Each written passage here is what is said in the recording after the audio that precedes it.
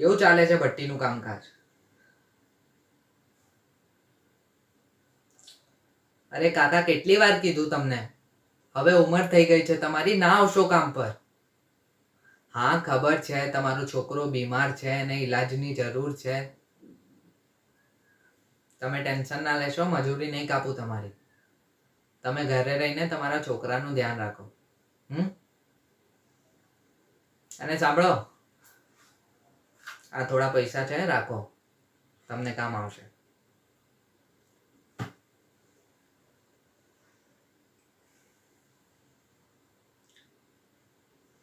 લાલા, હવે મારાથી આ સારું બનવાનું નાટક નહીં થાય.